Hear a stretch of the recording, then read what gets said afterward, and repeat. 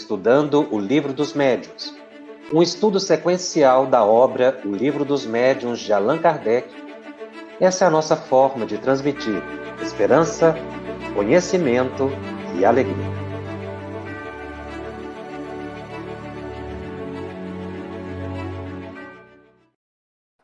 Olá, meus amigos e minhas amigas. Estamos iniciando mais um programa da série Estudando o Livro dos Médiuns aqui pela FEB TV. Esse é o programa 12 e nós iniciamos hoje o estudo da segunda parte de O Livro dos Médiuns. Eu queria agradecer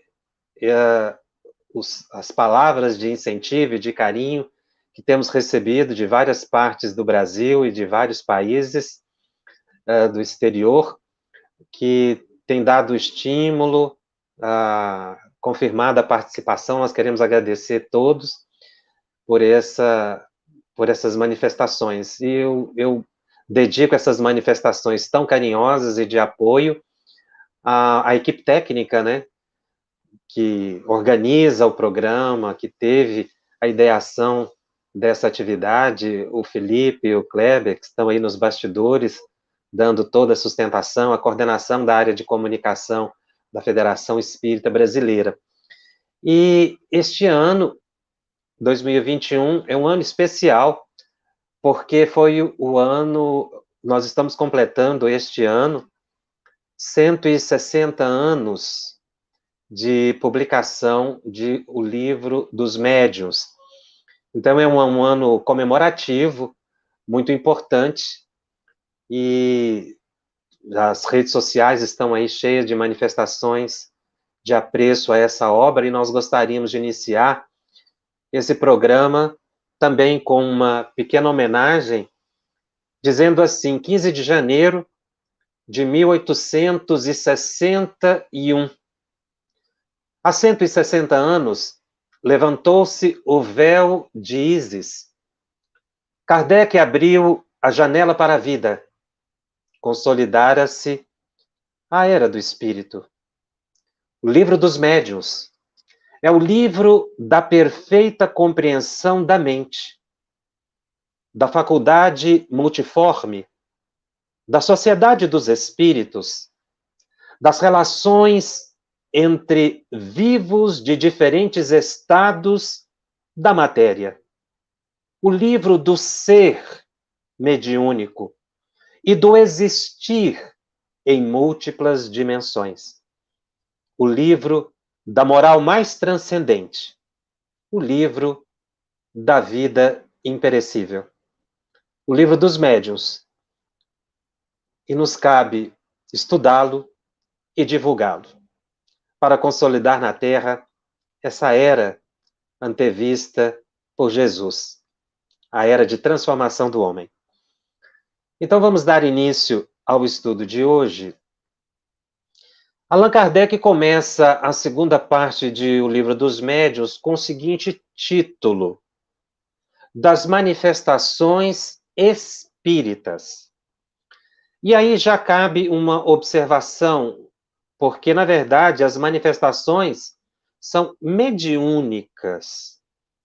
Mas a expressão fenômeno espírita, manifestação espírita, foi utilizada muito à época de Allan Kardec para efeito de identificação da doutrina nova que surgia.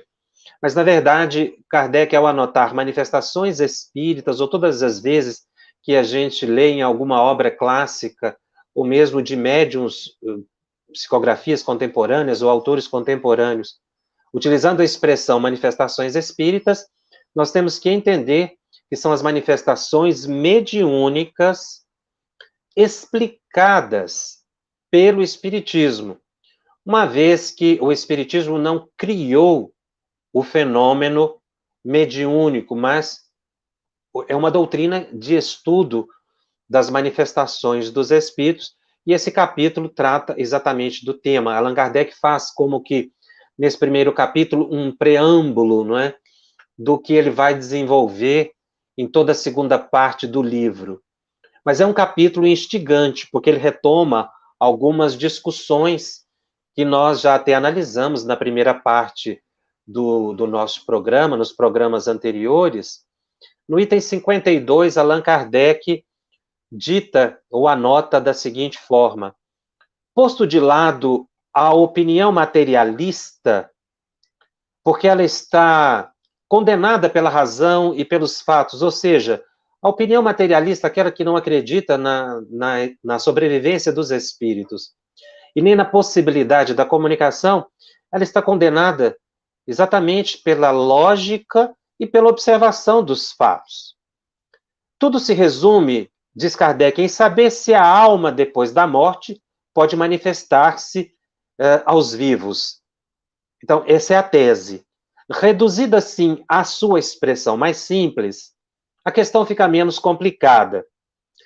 Essa expressão de Allan Kardec, no item 52, reduzida à sua expressão mais simples, é bem a evidência do método utilizado por Allan Kardec, desenvolvido por Augusto Comte, e que ele aprendeu também em Verdun, na Suíça, quando estudou com Pestalozzi, que era pegar um problema complexo e reduzi-lo em partes mínimas.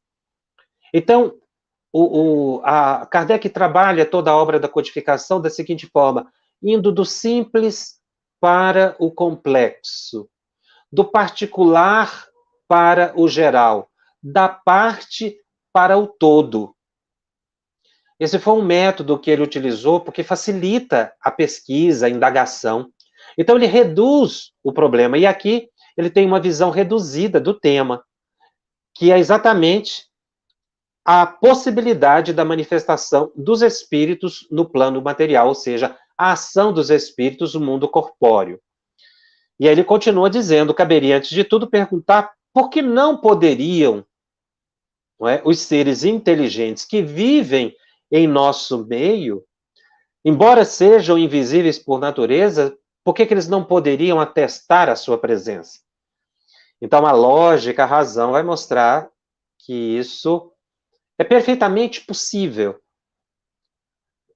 Então, Kardec, ele faz um contraponto aqui com o materialismo, e é muito importante observar que o Espiritismo tem um compromisso de desestruturar o materialismo, no sentido de mostrar que não existe a matéria. Mas é muito bom lembrar também que o Espiritismo não é uma doutrina sectária. Embora ela discuta as ideias contrárias ao materialismo, ou tenha um posicionamento contrário ao materialismo, o Espiritismo não é contra os materialistas, o que é muito diferente. Porque o materialista de hoje é o estudante de amanhã. E muitas vezes ele não compreende por falta de conhecimento. Kardec coloca isso. A questão é da falta de conhecimento sobre a possibilidade de comunicação dos espíritos. Por falta de uma pesquisa, de um cuidado e de uma observação. E Kardec sustenta sempre a ideia, a simples razão diz que nada é absolutamente impossível, ou seja, na manifestação dos espíritos. Se muitos dizem que é impossível os espíritos se manifestarem, surge a contra-pergunta. Prove que os espíritos não podem se comunicar. Uma vez que há provas, não é, inúmeras da comunicabilidade dos espíritos. E Kardec sustenta essa discussão em duas teses, que, de certa forma, uma ele já abordou na primeira parte, quando nós estudamos o capítulo o Maravilhoso e o Sobrenatural, os dois programas em que a gente discute isso. Kardec menciona que a crença na comunicabilidade dos espíritos existe em todos os povos e em todos os tempos. A própria intuição diz que se essa ideia ela é universal, é porque ela tem um fundo de verdade. E na época que nós estudamos, os companheiros poderão rever os programas os 2 programas sobre o capítulo maravilhoso e sobrenatural, nós tivemos a oportunidade de elencar fatos e fenômenos mediúnicos ocorridos em várias épocas, em várias nações. No Egito Antigo, na Índia do passado e atual, na China do passado e atual, na Polinésia, no Japão, nas Américas, os xamãs, os pajés, os profetas, todos esses atestaram a manifestação dos espíritos. Certas sociedades, como a China, o Egito, eles se estruturaram em torno da ideia da imortalidade da alma. A própria sociedade se construiu a partir dessa ideia. No Ocidente é que nós temos uma distorção nessa compreensão, muito em função das ideias materialistas e de um cientificismo que, de certa forma, virou os olhos para essa realidade espiritual, focando apenas no campo material. Nós não podemos dizer todo o Ocidente, não é? Porque nós temos o cristianismo no Ocidente, assim como outras culturas que têm as suas religiões expoentes, que endossam as manifestações dos espíritos. E o segundo argumento de Kardec é exatamente isso, ou seja, de que os testemunhos dos livros sagrados, diz Allan Kardec, e o testemunho dos pais da igreja sancionam, ou seja, confirmam a possibilidade da manifestação dos espíritos. Sem nos atentarmos a outras culturas, mas ficando na análise no cristianismo, nós vamos ver que a Bíblia, de capa a capa, ela é recheada de fenômenos mediúnicos. Então, a ideia da comunicabilidade existe milenarmente junto aos hebreus na cultura judaico-cristã. Exatamente porque nós vamos encontrar relatos bíblicos que comprovam isso. Mas aí os companheiros, alguns dizem o contrário, mas Jacobson, a Bíblia proíbe o contato com os mortos. Moisés, no Deuteronômio, proíbe a consulta aos espíritos. Como é que a gente pode entender isso, uma vez que a Bíblia, né, de ponta a ponta, nós encontramos fenômenos mediúnicos, tanto no Velho Testamento quanto no Novo Testamento, que é exatamente o argumento de Kardec, não é? Os livros sagrados chancelam a ideia da comunicabilidade. Os pais da igreja cristã sancionam a comunicabilidade dos espíritos. Mas se nós compulsarmos com cuidado o livro Deuteronômio, que foi escrito por Moisés, segundo consta, no capítulo 18 desse livro, do Velho Testamento, ele é intitulado, no capítulo 18, versículo 9, ele é intitulado Os Profetas. Então, a Bíblia de Jerusalém, que é uma das traduções atuais, das que têm sido mais consagradas, ela anota da seguinte forma, ou os tradutores anotam da seguinte forma, essa suposta proibição de Moisés à consulta aos mortos, né, aos desencarnados. Então está anotado assim, lá no versículo 9 de Deuteronômio, capítulo 18. Quando entrares na terra que Yahvé, teu Deus, te dará, não aprendas a imitar as abominações daquelas nações. Que em teu meio não se encontre alguém que queime seu filho ou sua filha, nem que faça presságio, oráculo, adivinhação ou magia, ou que pratique encantamentos, que interrogue espíritos ou adivinhos, ou ainda que invoque os mortos. Pois quem pratica essas coisas é abominável a Yahvé. E por causa dessas abominações que Yahvé, teu Deus, as desalojará, e é por causa dessas abominações que Yahvé, teu Deus, as desalojará em teu favor. Veja que a sociedade da época se expandia e conquistava novas terras. O povo hebreu estava atingindo outras culturas. Então Moisés diz algo muito interessante no início desse parágrafo. Ele começa dizendo que quando entrares na terra que Yahvé, teu Deus, te dará, e muitas vezes essas terras outras eram de outros povos, então era através de guerras. O que Moisés estava alertando?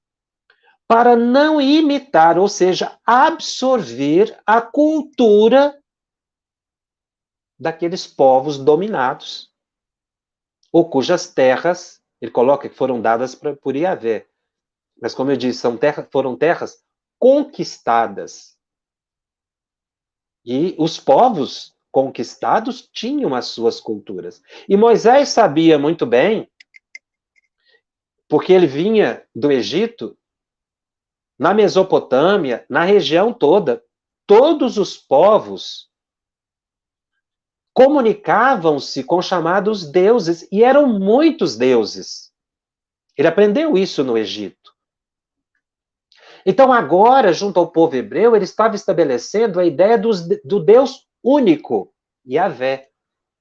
Então, ele diz para que, ao expandir a nação, que a nação não absorvesse a cultura dos outros povos, porque ela conflitaria com a ideia do Deus único.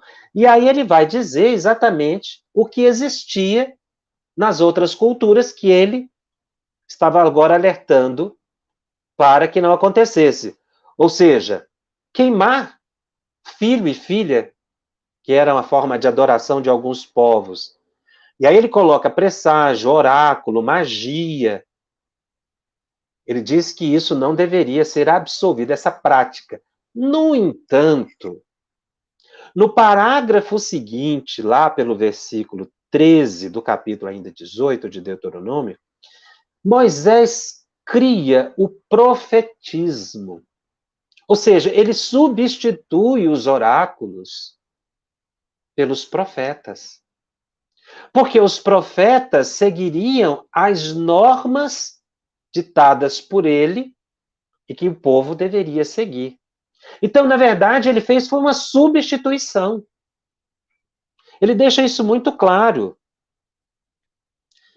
Eis que as nações que vais conquistar ouvem oráculos e adivinhos. Quanto a ti, isso não é permitido por Yahvé, teu Deus. Yahvé, teu Deus, suscitará um profeta, como eu no meio de ti, dentre os teus irmãos, e vós os ouvireis. Então Moisés inicia o profetismo e ele diz, profeta como eu. E aí nós vamos ver na cultura hebraica diversos profetas. Muitos interpretam que esse profeta especificamente referido por Moisés seria Jesus, não é? Que daria realmente um avanço na compreensão religiosa do povo. Mas então, o que Moisés fez foi estabelecer uma disciplina ao povo. Aí já não estaria vulgarizada mais a prática dos oráculos, dos adivinhos. E Moisés chega até o ponto de dizer como esses profetas seriam reconhecidos. Aqui, logo na sequência, nesse mesmo capítulo, ele vai dizer que os profetas seriam reconhecidos se as suas palavras fossem confirmadas e tudo aquilo que eles dissessem acontecesse. Ou seja, se houvesse uma harmonia das profecias com a doutrina mosaica que ele estava instituindo. Então, estudando com cuidado aqui, a gente vai ver que Moisés não estava proibindo a comunicação com os espíritos, porque os profetas se comunicaram com os espíritos. O que ele estava fazendo era disciplinar uma sociedade e dizendo que os povos que estariam, com os quais os hebreus estariam se relacionando, tinham muitos deuses, eram idólatras. E que, obviamente, muitos desses oráculos eram falsos. Havia o charlatanismo, havia a fraude, as pessoas consultavam. Isso ele tinha visto em outras culturas e vivenciado, como eu disse, no Egito. Então, o que se estabeleceu foi uma disciplina, e não uma proibição. Porque senão ele não teria criado o profetismo. Ele diz profetas como eu, porque Moisés foi um excepcional médium. E ele coloca Yahvé como Deus, porque essa é a expressão, né? O Jeová era a expressão que se tinha. Eles não compreendiam a ideia de espíritos, mas se comunicavam com o mundo espiritual. Então Moisés nunca proibiu o contato com o plano espiritual. Porque ele instituiu, como eu disse, uma categoria específica, os profetas. Como em outras culturas, nós temos os xamãs, os pajés, que é similar. Isso porque muitas pessoas utilizam esses argumentos contra o espiritismo. E eu destaquei aqui para nossas reflexões hoje um trecho muito interessante do livro de Daniel, um dos profetas. Lá no capítulo 10, no versículo de 4 a 7, o profeta Daniel vê um espírito. E veja como ele narra essa aparição a ele, mostrando que os profetas se comunicavam com os espíritos. Isso não era proibido. O que era proibido era assimilar a cultura dos outros povos, o modo de fazer o contato com o mundo espiritual. Que ele coloca adivinhos, oráculos, necromantes e coisas assim. Aliás, fazendo um parênteses, nós temos até que tomar um certo cuidado, porque algumas traduções bíblicas colocam até que o Moisés estava proibindo espiritismo. A palavra espiritismo nem existia, ela foi criada por Allan Kardec. Por isso que nós mencionamos a Bíblia de Jerusalém, porque em outras traduções bíblicas colocam lá a proibição de consulta a médiuns e ao espiritismo. Mas isso é uma deturpação na tradução, porque originalmente essas palavras não existiam à época de Moisés. Então o profeta Daniel, que era um exímio cultor do profetismo, era um profeta, ele narra, no 34º dia do primeiro mês, estando às margens do grande rio, o Tigre, levantei os olhos para observar e vi. E agora ele vai descrever o espírito que ele viu. Um homem vestido de linho, com os rins cingidos de ouro puro. Seu corpo tinha aparência do crisólito e seu rosto aspecto do relâmpago. Seus olhos como lâmpadas de fogo.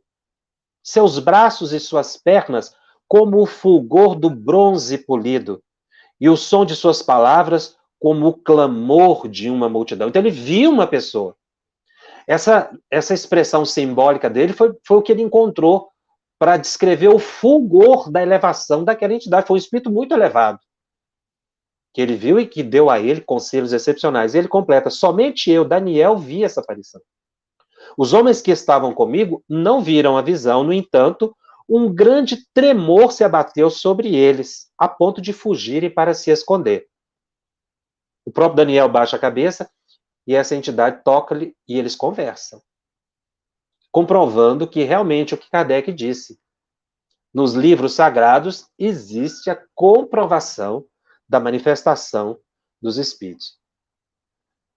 Eu achei tão interessante essa descrição de Daniel, que nós fomos observar no capítulo 3 do livro Obreiros da Vida Eterna, Por incrível que pareça, André Luiz descreve uma entidade semelhante. O que me chamou a atenção foi as vestes de linho e os rins cingidos de ouro puro, ou seja, ele tinha um cinto, não é? Um cinturão de ouro, um cinturão dourado, caracterizando a sua elevação espiritual, porque o ouro sempre foi símbolo de espíritos elevados, de elevação espiritual em várias culturas, não pelo valor pecuniário.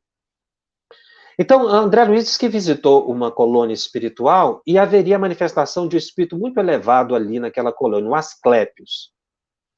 Então, Asclépios era tão elevado que ele precisava de um ambiente próprio para se materializar, ser visto e conversar com as pessoas ali, no mundo espiritual. Então, numa sala, mais ou menos, uma sala pequena de vidro, uma redoma de vidro, o mentor disse a André Luiz que ele e outras pessoas fizessem criações mentais para que dentro daquela redoma de vidro o Asclépios pudesse materializar. André Luiz disse que fez um exercício mental e tentou imaginar o jardim que ele tinha em casa quando encarnado. Fez um esforço, depois de alguns minutos ele viu que ali não tinha aparecido nenhuma graminha, muito pouca coisa.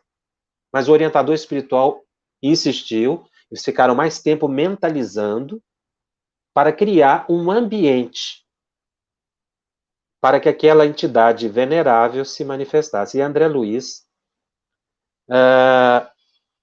descreveu assim: nesse instante, sob nossos olhos atônitos, alguém apareceu no gabinete, entre a vegetação e o céu. Eles criaram um ambiente da natureza ali. Semelhava-se a um sacerdote de culto desconhecido, trajando túnica lirial, fisionomia simpática de ancião, apresentava-se nimbado de luz indescritível, e seu olhar nos mantinha extasiados e presos. Parece que é o próprio Daniel falando. Num misto de veneração e encantamento, sem que nos fosse possível qualquer fuga mental de sua presença sobre eles. Ficaram magnetizados, como Daniel ficou magnetizado. Via-se-lhe apenas o busto cheio. Eles não viram o corpo inteiro dele. Parecendo-me que seus membros inferiores se ocultavam naturalmente na folhagem abundante. Seus braços e mãos, todavia, revelavam-se com todas as minudências anatômicas. Porque com a destra, a mão direita nos abençoava num gesto amplo, e mantendo na outra mão um pequeno rolo de pergaminhos brilhantes, deixando-nos perceber, aí que me chamou a atenção, dourado cordão atado à cinta. Nos parece que esse espírito, aí uma ilação nossa, não é? Particular, nos parece que esse espírito, Asclépio, é da mesma elevação hierárquica do espírito visto por Daniel lá há milênios atrás. Asclépios conversa com as pessoas e André Luiz, curiosamente, pergunta quem era esse Asclépios. E o mentor vai explicar que Asclépios pertence às comunidades redimidas dos planos imortais, nas regiões mais elevadas da zona espiritual da Terra. E aí ele utiliza uma expressão muito interessante para o nosso estudo. Vive muito acima de nossas noções de forma. No programa último que nós fizemos antes do recesso, nós estudamos os fluidos, o pensamento, a psicometria, o perispírito. Muitas pessoas ficaram com dúvida em relação à forma dos espíritos. Veja que aqui André Luiz diz que há uma categoria de espíritos que vive muito acima de nossas noções de forma. Já perdeu todo o contato com a crosta terrestre. Por isso é que ele só podia materializar num ambiente como aquele. Mas o Asclépios não é dos espíritos mais elevados. Nós podemos dizer que o Asclépios seria como que um dos pais da humanidade, uma faixa de espíritos superiores. E aí ele vai dizer que o Asclépios, André Luiz pergunta se o Asclépios ainda poderia reencarnar na Terra. Veja o que respondem a André Luiz. Ele poderá reencarnar, sim, em missão de grande benemerência, se quiser. mas há intervalos de 5 a 8 séculos entre as reencarnações. Então, de 500 a 800 anos, entre uma encarnação e outra. Ele não poderia reencarnar antes, dada a sua elevação. O Asclepios faz parte desse grupo de mentores da humanidade terrestre.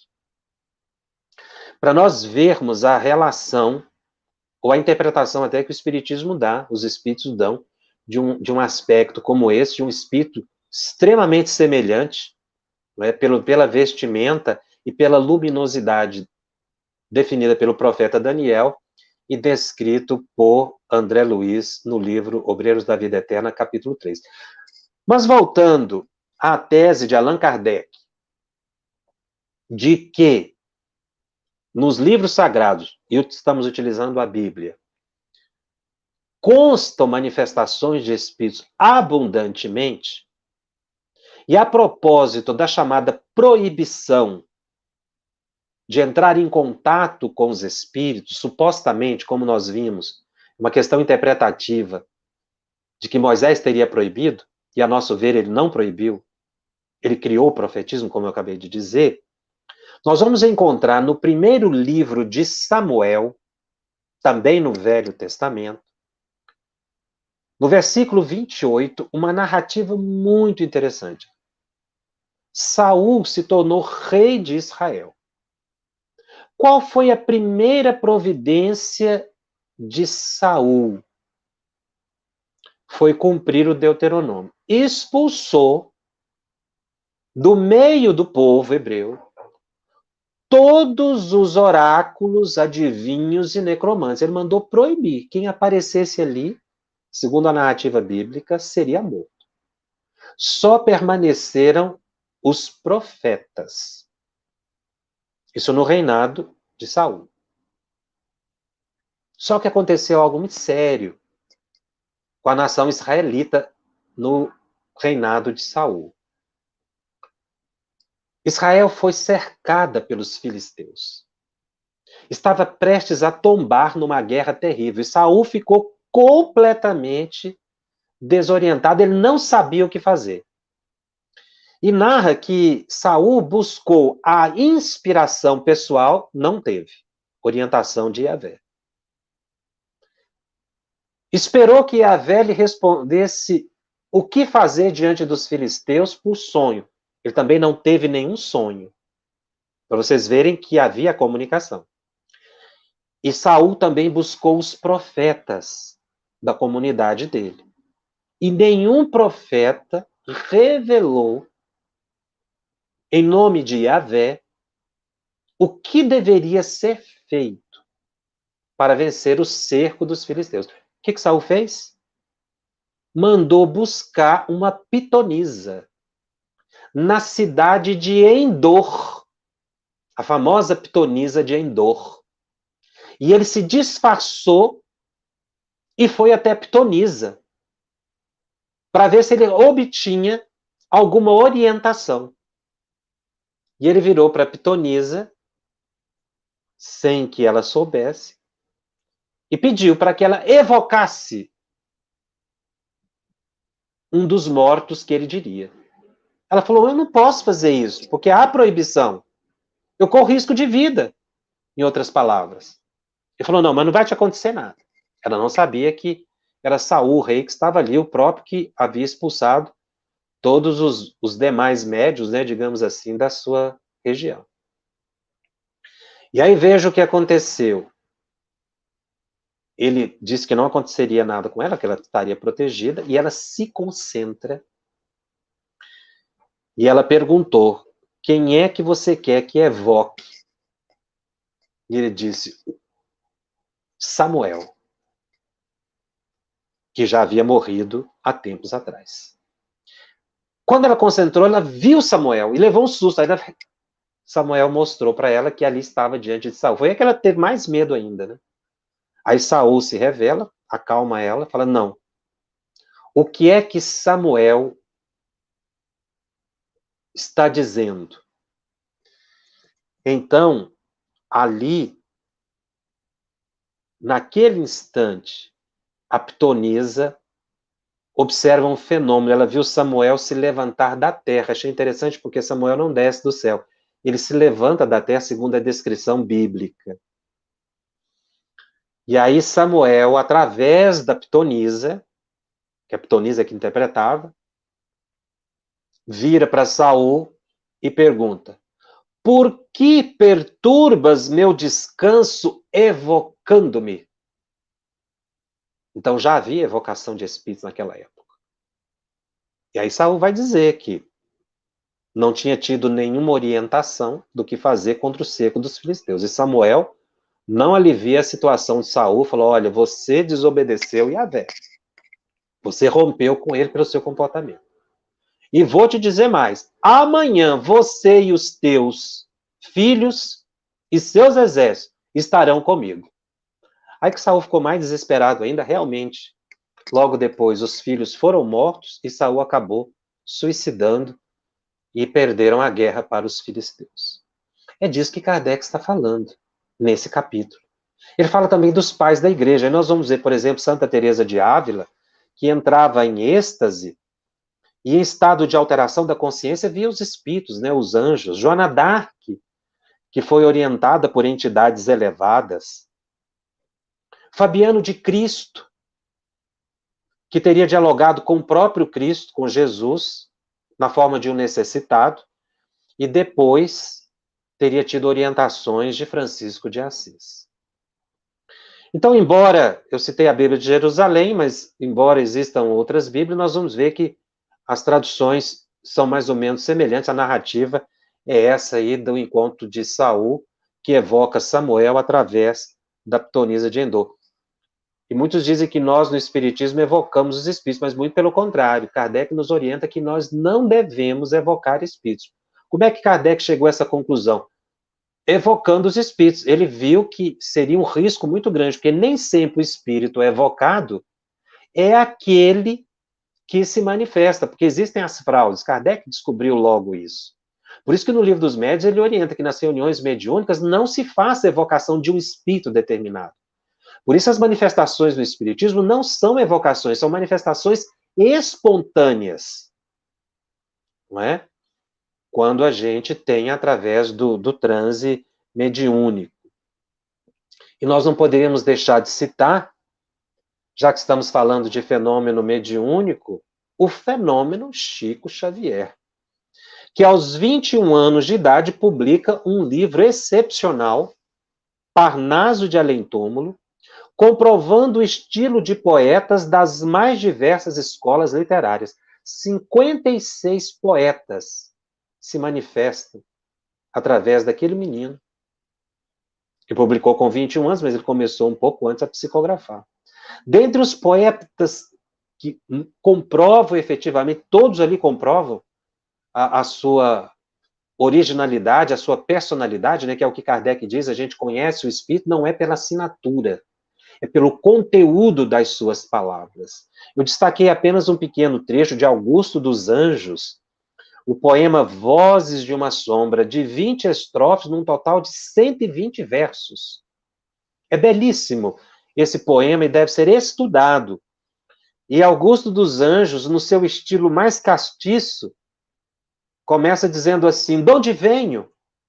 Das eras remotíssimas, das substâncias elementaríssimas, emergindo das cósmicas matérias, venho dos invisíveis protozoários, da confusão dos seres embrionários, das células primevas, das bactérias, e faz toda uma análise evolutiva da humanidade. E poderíamos citar também aqui, mencionando Chico Xavier, os romances de Emmanuel, que são excepcionais. Chico descreve localidades e hábitos de um povo que ele desconhecia ali na pequena Pedro Leopoldo. Pompeia, Corinto, Éfeso, Roma. Hoje, as escavações em Pompeia e Corinto confirmam as descrições de Emmanuel através de Chico Xavier. E um dos fenômenos mais instigantes, que chama muito a atenção em Chico Xavier também, da sua vasta psicografia, são as psicografias de jovens desencarnados que consolam os familiares, e um livro ficou muito famoso chamado Somos Seis, em que uma jovem desencarnada no incêndio de um grande edifício na cidade de São Paulo, capital do estado de São Paulo, no Brasil, no edifício Joelma, um edifício muito alto, no dia 1º de fevereiro de 1974, houve um incêndio que chamou a atenção de todo o país, e logo depois uma das desencarnadas nesse incêndio, a Volquimar, se manifesta e dá uma mensagem belíssima, descrevendo os últimos momentos, mas consolando a família, dando perfeita identidade dela, não pela assinatura, porque o Chico tinha essa habilidade, inclusive, de poder comparar a assinatura com a carteira de identidade, mas principalmente pelo conteúdo. O espírito é revelado pelo conteúdo e não pela assinatura. Mas eu gostaria de tratar de um tema aqui pouco ventilado quando se fala de Chico Xavier, que foram as psicografias de espíritos que inocentaram réus em processos cujos réus foram incriminados, não é? Acusados de crimes, de homicídio, e que Chico recebeu algumas psicografias. Na verdade, pela pesquisa que foi feita, Chico Xavier recebeu 6 psicografias de 6 espíritos que foram juntados em processos judiciais. Então, em 6 processos judiciais foram juntadas mensagens de Chico Xavier que serviram de base para inocentar réus aqui no Brasil.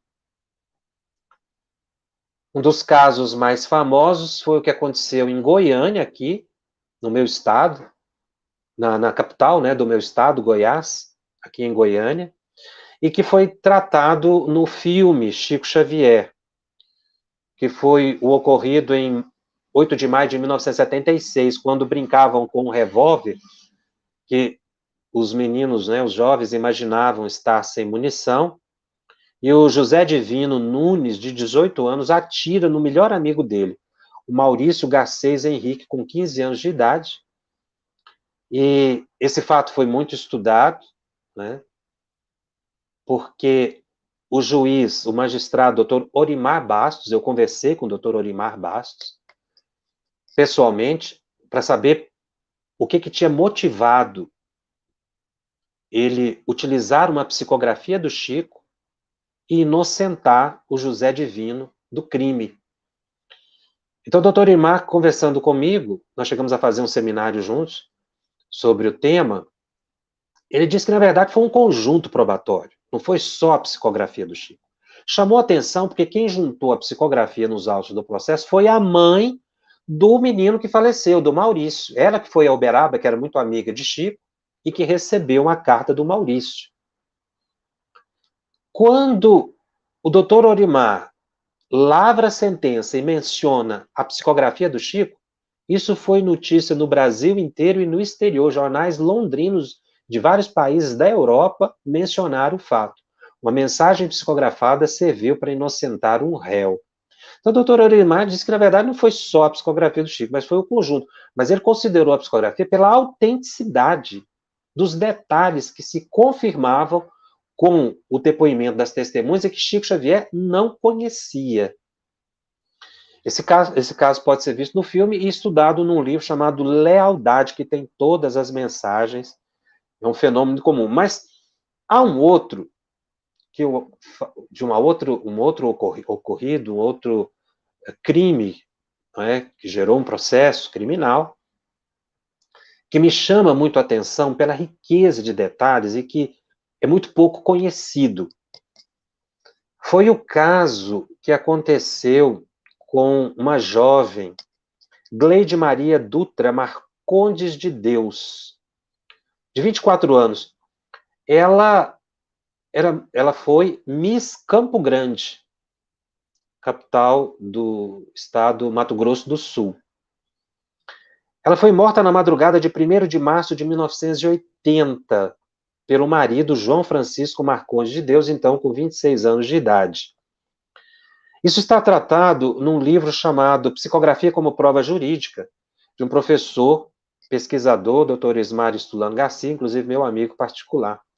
Ele publicou esse livro, ele fez uma pesquisa de todas as mensagens que foram utilizadas no Brasil para inocentar réus. Ele concluiu que foram 10 e 6 de Chico Xavier. No primeiro julgamento, o acusado, João Francisco, foi inocentado, ele foi a júri popular e foi inocentado. Isso me chamou muito a atenção, porque quando se descreve o fato, eu cheguei a ler os autos do processo, e há uma situação muito inusitada, porque consta dos autos que o casal brigou numa festa, e o João Francisco era muito conhecido na cidade, ela também, porque foi Miss, muito bonita, ele tinha muito ciúme dela, segundo consta. Eles brigaram na festa, discutiram, foram para casa, os dois, mais cedo, saíram da festa, fecharam a porta, daí a pouco houve-se o tiro e pegou na garganta dela, ela ficou internada 7 dias e faleceu. Então, isso me chamou a atenção, que tudo indicava que ele realmente havia cometido um crime. Ele era uma pessoa que andava armado, segundo consta, tinha características de uma pessoa um pouco mais agitada, talvez até um pouco violenta, mas ele dizia que era inocente. E algumas pessoas que visitaram a Gleide Maria no hospital disseram que ela tentava dizer que ele era inocente. E aí veio a psicografia. Uma amiga foi até Uberaba e o Chico psicografou sem conhecer o fato. E as mensagens, foram 4 mensagens que Gleide Maria enviou através de Chico, com mais de 100 páginas, chegou a formar autos paralelos. Eu vou ler 2 pequenos trechos para vocês observarem o detalhamento, as características dela. Veja o que ela diz: ignore se minhas pobres palavras conseguirão alcançar a mãezinha Ambrosina. Entretanto, com respeito e amor, permito-me complementar as declarações do querido esposo, esclarecendo que na véspera de 1º de março, fomos convidados para uma visita festiva à família, à residência de nosso amigo José Osni, com um apelo, ao mesmo tempo, da irmã Rita, para que lhe compartilhasse da despedida de Campo Grande. Já que seguiria em direção a Campinas, São Paulo, preferimos seguir com a mamãe Ambrosina e Serginho, acompanhados amigos, ainda pelo nosso amigo Almir e pelo cunhado Romualdo. Veja a quantidade de pessoas que ela cita através da psicografia excepcional de Chico Xavier. Mas ela vai a mais detalhes. Então, nós fomos rumo à moradia de João Osni. Acontece que, por dificuldades no serviço, o João não pôde nos seguir de pronto. O marido, ele chegou depois. Mas se reuniria a nós para as alegrias dos amigos que nos esperavam. E veja bem, olha o que ela escreve através de Chico. Na festa íntima, ele e eu cuidávamos dos churrasquinhos e cooperávamos no contentamento. Gente, o Chico anotar isso, até o que eles estavam fazendo na festa. Foram muitos detalhes. Eu li as 4 mensagens, é excepcional. Ela diz que a certa altura, no hospital, ela tentava dizer, mas como o tiro tinha pego a garganta, ela não conseguia dizer de que o marido era inocente. No primeiro julgamento, ele foi absolvido da acusação de homicídio doloso, aquele com intenção de matar, porque ela descreve que, na verdade, quando ele foi tirar o revólver da cintura, o gatilho ficou preso no cinturão e o tiro disparou acidentalmente. Ele não teve a intenção. Foi no gesto de tirar o revólver da cintura que a bala saiu e pegou na garganta. Então ele acabou sendo, pelo júri popular, inocentado. O Ministério Público recorreu, houve o segundo julgamento, e ele foi condenado por homicídio doloso, foi desclassificado de homicídio com intenção de matar, o doloso, para culposo, que foi o acidental. Enfim, são essas as comprovações que Kardec diz assim: teria sido preciso o ceticismo, né, ou seja, duvidar de tudo, e o materialismo do nosso século, para que fosse lançada ao rol de ideias supersticiosas fatos como esses que nós citamos. Da Bíblia, 2 eventos excepcionais, da psicografia de Chico Xavier, e na próxima semana eu vou trazer mais informações sobre esse capítulo, é um capítulo muito importante, da ação dos espíritos na matéria, onde vamos estudar, continuar estudando aqui Allan Kardec, enriquecido pelas vidências de Ivone do Amaral Pereira, porque eu notei que no programa anterior ocorreram muitas dúvidas sobre essa questão de forma, né? Você vê aqui na descrição de André Luiz, o espírito, a certa elevação, ele perde essa preocupação com a forma. Então, são espíritos luminosos, que a gente nem sabe que forma efetivamente eles têm, mas quando se materializam, tem a forma humana, que é o que Kardec vai bater bastante nesse capítulo, e nós vamos continuar na semana que vem. Eu vou ficar por aqui para ver se nós temos algumas perguntas. Várias perguntas. Jacob, você acha que hoje ainda se torna necessário, por misericórdia, que ocorram manifestações mediúnicas para a consolação dos que vivem confusos com informações contraditórias? É óbvio, nós estamos entrando na era do espírito, nós vamos nos aproximar cada vez mais dos fenômenos mediúnicos. Certa vez, a propósito dessa questão que você coloca, informações contraditórias, me perguntaram se o Espiritismo era contra as chamadas cartas consoladoras, como é a expressão que tem utilizado agora para essas mensagens. Eu tive a oportunidade de dizer e reafirmo, o Espiritismo nada tem contra as mensagens que consolam vindas de desencarnados para consolar as famílias. O que o Espiritismo alerta é contra as fraudes, que muitas vezes acontecem. Não tem nada contra, pelo contrário. Chico trabalhou muito com essa atividade, mas há uma diferença que a gente observa muito entre Chico e os demais médiuns. O trabalho com as cartas psicografadas que levavam consolo à família, efetivamente consolavam. Às vezes a família recebia uma carta, uma mensagem, e a família se consolava. Hoje a gente vê que tem famílias que ficam atrás de médicos que viajam o Brasil inteiro, recebem 10, 15 cartas e nunca se consolam, nunca saem do luto. Por quê? Porque falta conteúdo consolador, efetivo.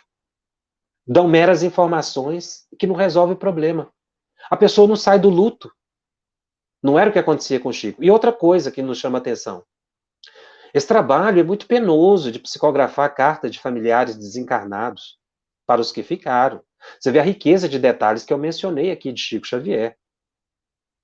Até utilizado como prova no judiciário. Pela qualidade. Mas não basta dizer, olha, fulano de tal é inocente, não. Porque é o conjunto probatório. E outra coisa, os detalhes desconhecidos de Chico. Essa foi a última atividade que Chico realizou depois de ter psicografado livros excepcionais. Muitos médios começam com essa atividade. Já que essa atividade de psicografar mensagens de desencarnados para os familiares que ficaram é uma atividade muito delicada, que requer uma renúncia muito grande do médium. Então, é uma atividade que Chico terminou com ela, não foi que começou. Embora durante a vida dele, todo ele recebia esparsamente, mas a atividade que ele se dedicou, se concentrou no final, até desencarnar, foi essa. Esse é um alerta para os médios. E nos chama a atenção o fato, que eu até já mencionei, de pessoas que acreditam que precisam dar inúmeras informações e dão identidade, CPF, endereço, nome de tio, nome de padrinho, apelido, porque se não oferecer isso para o médium, a mensagem não vem. Isso é uma ilusão. É aí que começa a fraude. Por quê? Porque Chico não precisava nada disso, os espíritos não precisam disso. Se a mensagem for autêntica, você vai... Às vezes, eu já vi casos de familiar reconhecer o desencarnado não pela assinatura, que às vezes nem vê a assinatura, pelo conteúdo, pelo jeito de falar. A pessoa reconhecendo, esse é fulano de tal. Que é a tese de Kardec. A gente conhece o espírita pelo conteúdo. Isso é um alerta muito grande para quem interpreta mensagens mediúnicas, e hoje a internet está cheia de mensagens falsas que induzem a credulidade, inclusive instigando o medo em relação ao Covid. Tem uma pergunta aqui que fala sobre a questão do Covid, né? Mensagens alarmistas, e que a gente tem que tomar muito cuidado, porque os espíritos superiores nunca nos levam ao medo, mas à esperança. Nós temos que estar muito alertas em relação a mensagens que são mediúnicas, podem até ser, mas não são espíritas. Não provém de espíritos elevados. Você vê que o conteúdo é singelo e às vezes até contradiz, conflita com a doutrina espírita. É essa ação dos espíritos sobre a matéria que Kardec vem nos esclarecer a partir da introdução da segunda parte do Livro dos Médiuns.